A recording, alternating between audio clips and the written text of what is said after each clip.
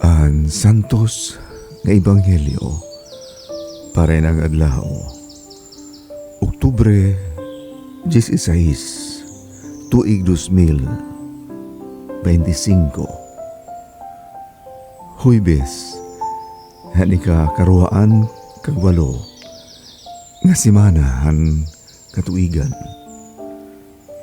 Kinuha ni Dakan San Lucas, Kapitulo 11, versikulo 47, tubtub ngadto han 54. Nagsiring ang Ginoo, pagka makaharadlok para haiyo.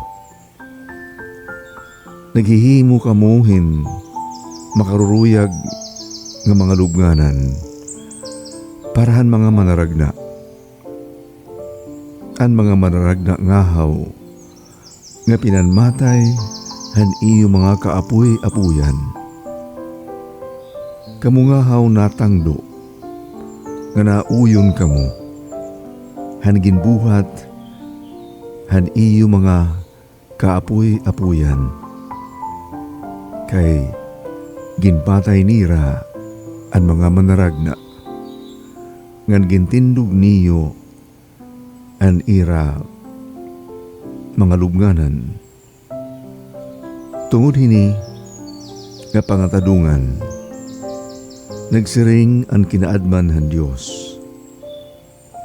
Padadadaan ko hirahin mga manaragna ngan mga magsarangyaw. Papatayon nira inpira haira ngan pagtitimarauton an iba. Sanglit kakastiguhon an mga tao hini nga panahon. Tungudhan pagpataya han nga tanan nga mga manaragna. Tikang pa han paghimua han kalibutan. Tikang han pagpataya kan Abel. Ngadto han pagpataya kan Zacarias. Nga ginpatay habut nga han altar ngan han baraan nga dapit. Oo, susumatan ko kamo.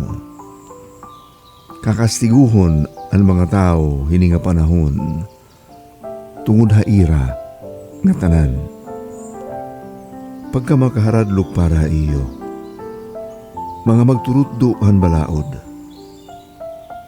Gintago niyo anyawi nga naghaabrihan purta ngadtuhan balay hinhibaro. Kamungahaw diri na sulod ngan gindidid-an pa niyo atun karuyag sumulod. Han pagbaya na ni Jesus adto nga dapit.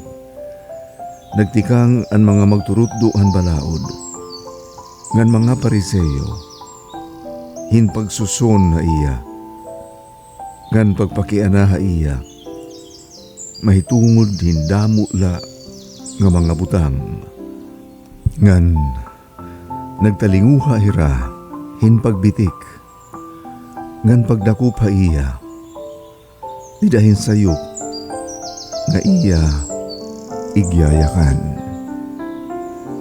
An ebanghelyo han Ginoo. Pagdayawon ka Kristo. Haliputay nga pabalandong han ebanghelyo yan ang adlaw. Tikang pahantinikagan uusalaan ranog han mga ginyayakan o mga panutduan han mga manaragna. Waray lain kundiri an kinaiya han maabot nga magtaralwas nga maghahawas han tao tikang han iya kaluluoy nga kamutangan, hakasisidman ug kasalanan. Ira gihapon igtututdo ug igpapanagna ang paagi nga bubuhaton o pag-aagian hini nga magtaralwas. Dida pananglitan kan Isaías hang kapitulo 53. Ig susumat niya nga ini nga magtaralwas makuri na ngani kilalon niya itsura tungod kay haniya mga ginantos nga kakurian basi la matalwas niya ang tao. Natuman ini didhan pagabot na ni Jesucristo. Subay han igin panagna, igdudumiri iya, igraray sa nga krus ug mamamatay. Kundi ay katulo ka adlaw mababanhao, mahinanabo ang padaragan han kinabuhi ug kapirdihan han kamatayon. Darahan sala nga mawawaray na ngani niya lara siring pamanan kasuratan. Tungod hinigin susnan ni Jesus ang mga Pariseyo ug ang mga paragtutduhan balaod. Tungod kay warayra tumuod han mga tutduhan mga manaragna. Bisan kun ira ginundong ginhimuan ni mga monumento, gintagos siya ang mga manaragna. Pero ansiste warayra tumuod han igin siring uhan mga panutduan ini nga mga manaragna. Sugad-sugad ini ito na hinanabo. Bisan pahasta nga dayana nga panahon. Damo iton mga tuluuhan. Pero guti ang nagbubuhat. Hanigin sisiring han pagtuo. Kay damo iton tao nga mga relihiyoso. Kundi diri na nga hulugan ng mga Kristiyano.